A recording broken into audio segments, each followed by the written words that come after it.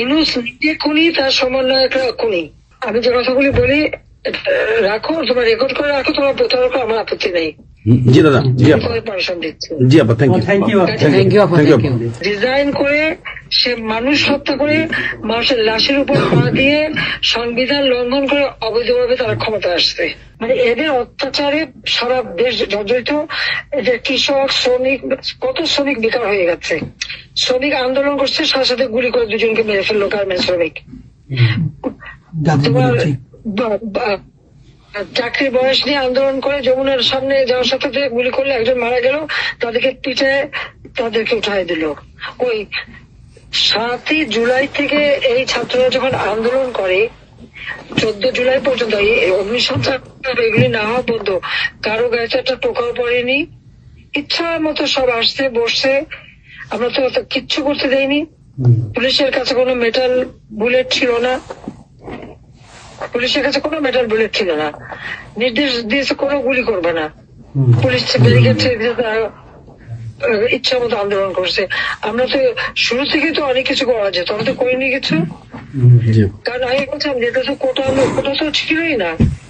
11 জুলাই থেকে তো কোটা স্থগিত হয়ে গেছে, কোটা তো আমি বাতিল করে দিয়েছি, আর কোটা আমরা নিয়ে গেছি। যেখানে কোটাই নাই, তা আন্দোলনটা কিসের জন্য ছিল?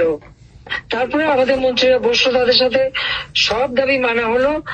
দাবি মানার পরে আবার এক দফা তবে সেক্ষেত্রে খুন করো, এই তো আকাঙ্ক্ষা ছিল আমাকে হত্যা করা। আপনাকে হত্যা করা মানে বাংলাদেশকে হত্যা করা, ওরা তো হত্যা মামলা। আবার হত্যা মামলা দিয়ে আবার এখন বলে গণহত্যার বিচার হবে। গণহত্যা বিচার আমার না, গণহত্যার বিচার হবে ইউনূসের।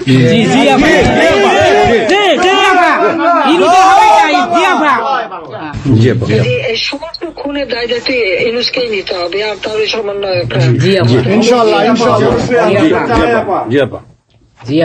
সে যে হত্যার সঙ্গে জড়িত প্রমাণ পাওয়াই যায়। সে যত জঙ্গিদেরকে ছেড়ে দিল, হলি আর্টিস্টদের মতো ঘটনা ঘটলো, তাকে 21 আগস্ট গ্রেনেড হামলায় আসামি তাকে এবং অন্য যত জঙ্গি ছিল সবাইকে সে মুক্তি দিয়ে দিয়েছে। কারণ এই জঙ্গিদের সাথে তার একটা যুক্ত ছিল, তার একটা সংযোগ ছিল। কাজে বাংলাদেশটাকে সে একটা জঙ্গির দেশ হিসেবে পরিণত করতেছে। আজকে সাধারণ মানুষের অবস্থাটা কি দেখো, সাধারণ মানুষ আজকে খেতে পায় না, পড়তে পায় না। মানুষ তো এখন বলে যে আগের সরকারই ভালো ছিল, শেখ হাসিনার সরকারই ভালো ছিল।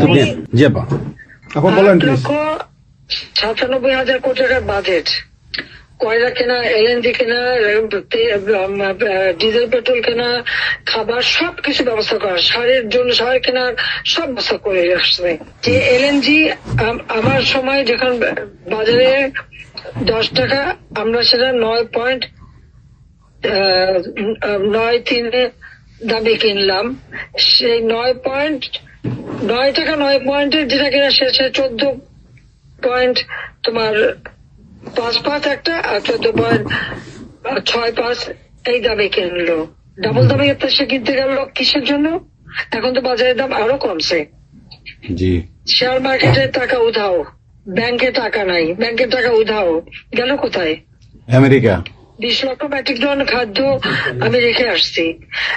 1 কোটি পরিবারের জন্য টিসিবির কার্ড দিছি, মাত্র 30 টাকা কেজিতে তারা চাল কিনতে পারবে এবং ডাল, তেল, গম কিনতে পারবে। সেই ব্যবস্থা করে আসতে হবে সস্তায়। 43 লক্ষ মানুষকে বাদ দিছে সেখান থেকে। কেন বাঁধলো? আওয়ামী লীগের সরকার করছে, বাদ দিতে আওয়ামী লীগের।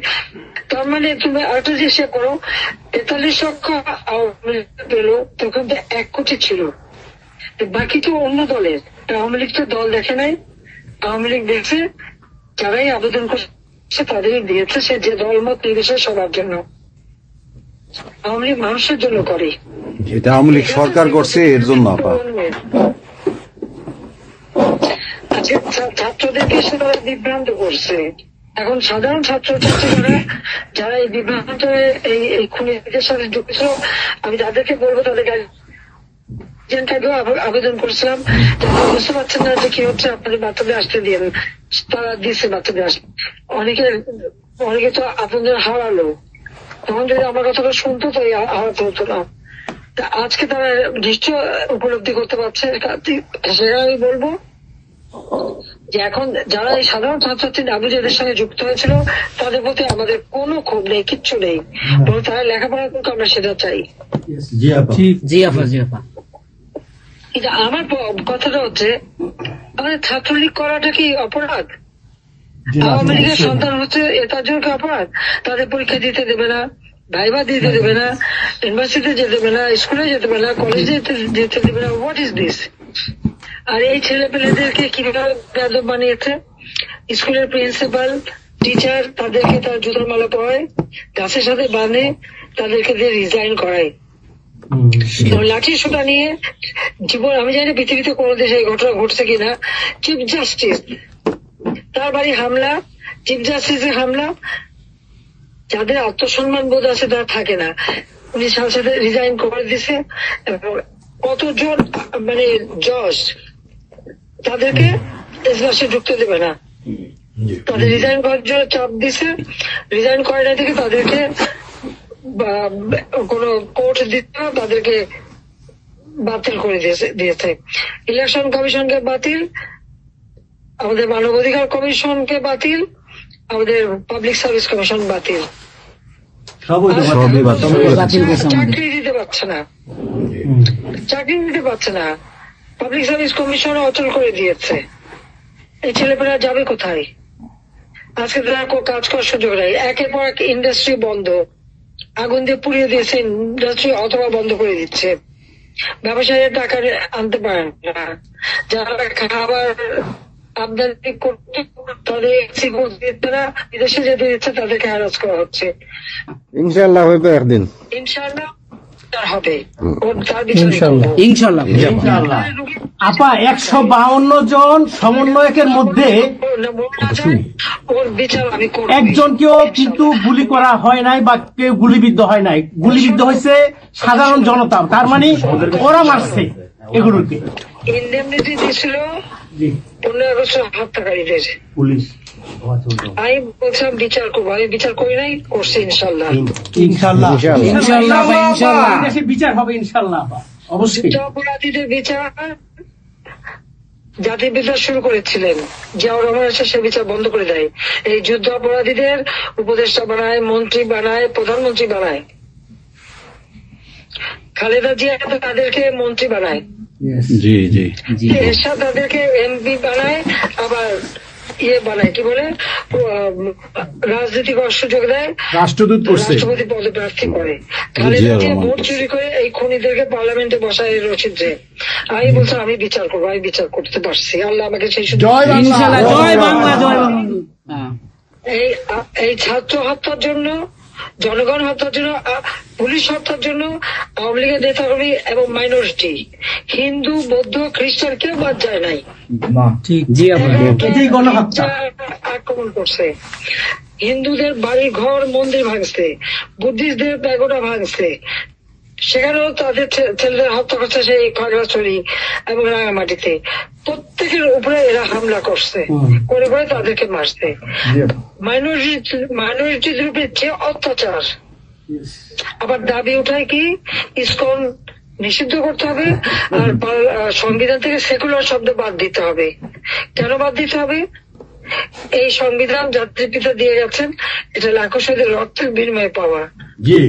এদের কলমের খোঁজ। জিয়াও এটাকে নিয়ে খেলছে, এসবও করছে, খালেদা জিয়াও করছে, কিন্তু আবার আমরা সেই সংবিধান ফিরিয়ে এনেছি, মানুষের অধিকার আমরা নিশ্চিত করেছি। এবং এই সংবিধানেরই 7ম অনুচ্ছেদের গ, অবৈধভাবে অনির্বাচিত কোন কেউ যদি ক্ষমতা চায় তাহলে তার বিচার হবে। এবং ইউনূস, তার কোন সাংবিধানিক ভিত্তি নাই, সে অসাংবিধানিক ভাবে অবৈধভাবে ক্ষমতা দখল করছে। ইনশাল্লাহ তার বিচার ওই সংবিধান মোতাবেকই হবে, এবং তার ওই চালা চামুন্ডার যে করার সাথে আছে আর উপদেষ্টা এবং সমন্বয়কারী সবকটার বিচার বাংলা মাটিতে হবে। ঘুষখোরের কোনো জায়গা নাই বাংলাদেশে আপা। জি আপা। আজকে সারা দেশের মানুষ হাহাকার। জি জি তারপর জীবনের নিরাপত্তা নাই, যে কোনো ঘরে ঢুকতেছে অমনি তাদেরকে খুন করে, লুটপাট করে, ডাকাতি হইতেছে, চুরি চুরি হইতেছে। হইতেছে, ডাকাতি। এই ছাত্র নামদারিরা এমপি হোস্টেলে যে সব তালা ভাঙছে, সব লুট করছে, মন্ত্রীদের বাড়িতে তালা ভাঙছে, লুট করছে, আমাদের প্রত্যেকের গণভবন থেকে শুরু করে সবই তো লুট করছে। এবং ইউনুস নিজেই তো গণভবনে গেছিল লুট করতে, ছবি দেখা নাই?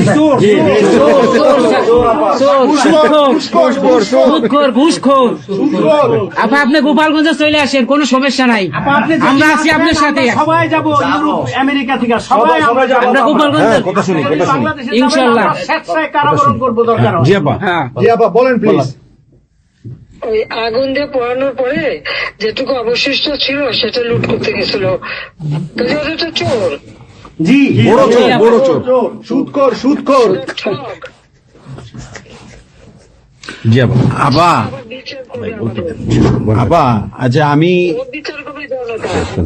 Yes, yes, আপা। জনতা তো করবেই, আমরা নিজেরা করবো আপা, ফাঁসি চাই না, নিজের হাতে আমরা করবো। দৃষ্টান্তমূলক ফাঁসি চাই, যেটা জনগণ দেখবে ওই ফাঁসি চাই। যার যার বাড়ি ঘর পড়াইছে করছে,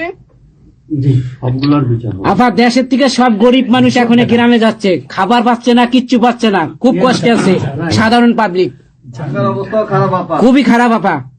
সারা বাংলাদেশ, আমরা দোয়া করি আপনি তাড়াতাড়ি আসেন। বৃহত্তর নোয়াখালীর অবস্থা অনেক খারাপ আপা। সারা বাংলাদেশের অবস্থা খারাপ। বানায় রাখছে ওরা আপা, সারা বাংলাদেশটাকে একটা বদ্ধ ভূমি বানায় রাখছে, যেখানে সেখানে হত্যা, মানে এমন কোন লোক নাই যারা এখন শান্তিতে আছে। সবাই একটা কথাই বলে যে আগেই ভালো ছিল, আগে সরকারি ভালো ছিল। আমরা ভুল করেছি আপা, এই কথা সবাই বলে। সবাই অনুতপ্ত আপা। আপনি বলেন এখন। জি আপা প্লিজ, প্লিজ বলেন আপা। প্লিজ। প্রত্যেকটা জায়গায় তো এইভাবে। এবং এখন আবার সে ওই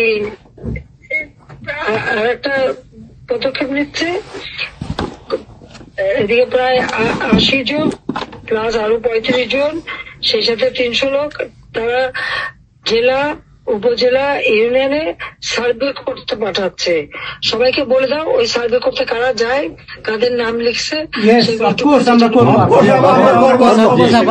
Definitely you could get it. Yeah.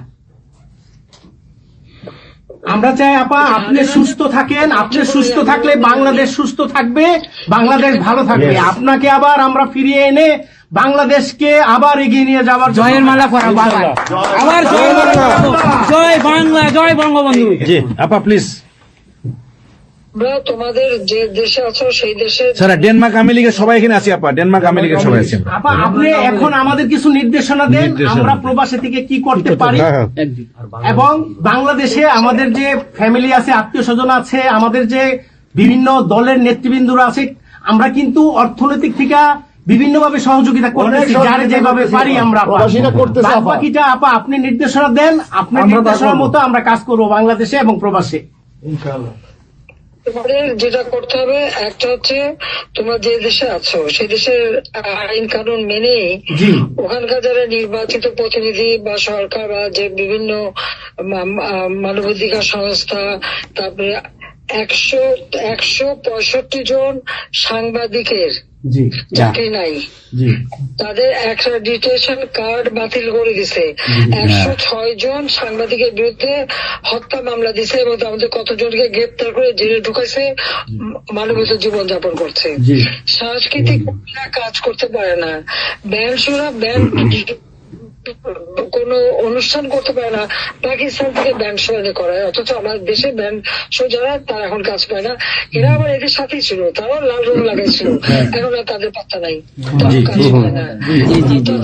স্বীকৃতি কর্মকাণ্ড বন্ধ, সমস্ত সামাজিক নিরাপত্তার যত গরিব মানুষ আমরা বয়স্ক ভাতা, বিধবা ভাতা, মুক্তিযোদ্ধা ভাতা যা যা দিয়েছিলাম সেগুলি সব বন্ধ করে দিয়ে সেটাকে মেরে খেয়ে গেছে। এমনকি মানে সারা দেশটাকে একটা লুটের রাজত্ব, খুনের রাজত্ব সৃষ্টি করছে। এই বিষয়টাই যে মানবাধিকার লঙ্ঘন, সাংবাদিকদের উপরে নির্যাতন, সাংবাদিকদের অত্যাচার করা, মহিলা সাংবাদিকদের যেভাবে অপমান করছে, এই বিষয়গুলি জনমত তোমাদের তৈরি করতে পারে আন্তর্জাতিক পর্যায়ে। রুশের যে বিভৎস চেহারাটা, ওইটাই আজকে মানুষের কাছে স্পষ্ট হয়ে গেছে। একটা রাষ্ট্র চালাতে সে টোটালি ব্যর্থ। জি এই জিনিসগুলি কি আপা আপা আমি একটা বলি, ইউনূস সাহেব রাখছে 4টা টোকাই রাখছে সাথে, 4টা টোকাই রাখছে। আর আপনি চিন্তা করেন না, বাংলাদেশে গৃহযুদ্ধ হবে তখন আপনাকে দেখবে। এটা তোমাদের করতে হবে। ইউরোপিয়ান ইউনিয়নে যেখানে তোমার ওখানকার পার্লামেন্টে যেখানে আসো, সব জায়গায় এই জনমত তৈরি করতে হবে। সন্ত্রাসের রাষ্ট্রে পরিণত করছে বা মানুষ খুন করছে, আজকে খুন করছে। আজকে তুমি জানো আমাদের মোহাম্মদ হোসেন মায়ের বাড়িতে আগুন, এইগুলি সে করে বেড়াচ্ছে এবং সমস্ত এই ইচ্ছা মতো। কাজে তোমরা এই বিষয়গুলি তোলো, আর আত্মীয় স্বজন বন্ধু বান্ধব পরিচিত জানাচ্ছে খুবই কষ্ট আছে, তাদেরকে সাহায্য করো। মামলা দিয়ে আমাদের নেতা কর্মীদের চরম হয়রানি করে যাচ্ছে, তাদেরকে সহযোগিতা করা, এই যে আইনজীবী ঠিক করা এবং আন্তর্জাতিক ভাবে কিভাবে মানে এদেরকে জনমত সৃষ্টি করা, সরকার যে অপকর্মগুলি করছে সেগুলি তুলে ধরা, এই কাজগুলি তোমাদের আপা একটা জিনিস একটু সন্দেহ লাগতেছে আপা। তাদের সাথে তোমরা থাকবা, কাজ করবা, আর দেশের ভিতরে মানুষকে যে এই সরকারকে না তাহলে দেশের মানুষের মুক্তি দেয়। হ্যাঁ আপা, আমি একটু একটা কথা বলতে চাই। একটা জিনিস একটু সন্দেহ লাগতেছে যে পাকিস্তান থেকে যে শিপের মধ্যে কতগুলি কন্টেনার আসলো, এইটা কেন এবং এত দ্রুত ওরা কিভাবে পাকিস্তানের সঙ্গে ব্যবসায়িক সম্পর্কটা গড়লো? কারণ এইটা তো কোনোদিন ছিল না বাংলাদেশে, 71-এর পরে এটা হয় নাই আপা। এখন এইটা নিয়ে আমাদের আপনি তো অবশ্যই আপনি অনেক কিছু অবগত আছেন, এটা আমাদের জানার প্রয়োজন।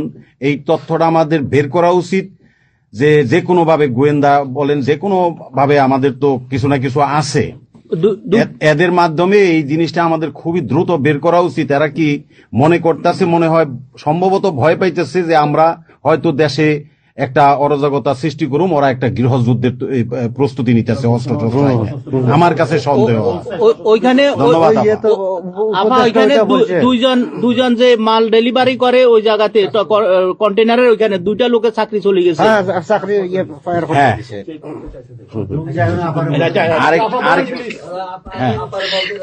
দেখতে চাই যে স্ক্যান করতে চেয়েছে, দেয় নাই।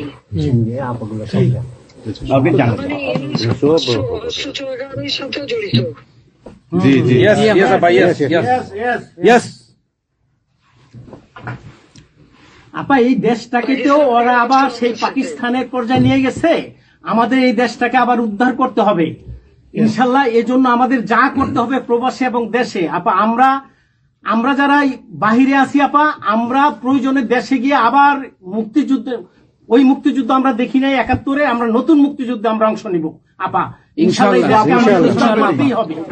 এই দেশকে উদ্ধার করতেই হবে আপা আমাদের। একটা শুনি। জি আপা বলেন। আপা আমরা শেষ করবেন। আমরা ডেনমার্ক আওয়ামী লীগের পক্ষ থেকে এই জায়গায় আমরা যারা আছি, আমাদের বয়োজ্যেষ্ঠ নেতৃবৃন্দ আছে। হ্যাঁ, ডেনমার্ক আওয়ামী লীগের বয়োজ্যেষ্ঠ নেতৃবৃন্দ আমরা এখানে উপস্থিত আছি। আমরা আজকে প্রতিবাদ সভা ডেনমার্ক আওয়ামী লীগের এই ইউনূস সরকারের যে এই যে অগণতান্ত্রিক কাজ, এই সন্ত্রাস ইউনূসের যে অগণতান্ত্রিক কাজ, তার বিরুদ্ধে আমরা মাফিয়ার বিরুদ্ধে আজকে প্রতিবাদ সভা হচ্ছে। সেই জায়গাতে আমাদের ডেনমার্ক আওয়ামী লীগের উপস্থিত আছে বাবু সুভাষ ঘোষ, আমাদের আপনি জেনে থাকবেন সবারই নামই, লিঙ্কন ভাই, লিঙ্কন মোল্লা, খোকন মজুমদার, আমাদের নঈম বাবু, আমাদের স্বামী দাস, আমাদের অবশ্যই মোহাম্মদ শহীদ, আমাদের মাহবুর রহমান, এখানে লিমন, তারপরে আমাদের সাব্বির, তারপরে উপস্থিত আছেন আমাদের শামীম খালাসি, বোরানুদ্দিন, আমাদের মাসুদ চৌধুরী, স্বামী দাস, হিল্লোল বড়ুয়া, লিমন, অনেক নেতাকর্মী দাদা আপা, অনেক নেতাকর্মী উপস্থিত আছে। আমরা আপনার জন্য আজকে দোয়া করব, দুহাত তুলে আপনার দীর্ঘায়িত কামনা করছি। আগামীতে আপনাকে সুস্থ থাকতে হবে, আপনার মাধ্যমেই বাংলাদেশকে আমরা ঘুরে দাঁড়াবে। যেমনি ভাবে আমরা 1981 সালে আপনি সেই বাংলাদেশের হাল ধরেছিলেন, বাংলাদেশের মানুষের গণতন্ত্র, বাংলাদেশের মানুষের মুখে হাসি ফুটায় নিয়ে আসছিলেন, আপনার মাধ্যমে আমরা ইনশাল্লাহ ওই দিনে আগামীতে ফিরে আনবো।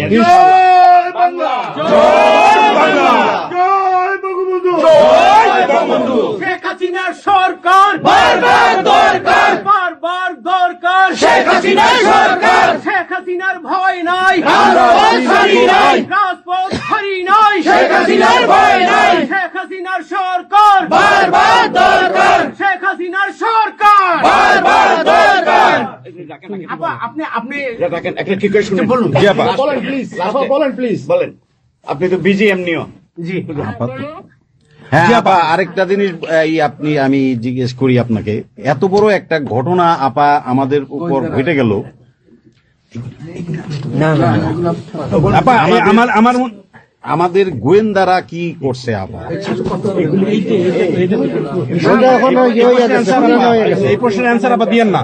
আমাদের সাংগঠনিক অ্যান্সার যেটা হয়েছে, আমরা যেহেতু রেকর্ড করেছি এই অনুষ্ঠানটা, সেই এই পর্যন্তই থাক, আমাদের মনে বলে ভালো। এই পর্যন্ত আমরা শেষ করছি। আপনাকে আবার ধন্যবাদ, আপনার জন্য দোয়া করছি, আপনার দীর্ঘায়িত কামনা করছি। আপা আপনি শেষ করুন, সাংগঠনিক নির্দেশনা দেন, আপনি শেষ করুন আপা, তারপরে আমরা শেষ। জি আপা, আমরা শেষ করছি। হ্যাঁ, রেকর্ডিং বন্ধ। ধন্যবাদ। রেকর্ডিং বন্ধ করুন, সব রেকর্ডিং বন্ধ করুন, সবাই রেকর্ডিং বন্ধ করুন, সবাই বন্ধ করুন, সবাই বন্ধ করুন। হ্যাঁ, এই রেকর্ডিং বন্ধ করুন, রেকর্ডিং বন্ধ করুন, বন্ধ করুন, রেকর্ডিং বন্ধ করেন, রেকর্ডিং বন্ধ করেন, এই রেকর্ডিং করবেন।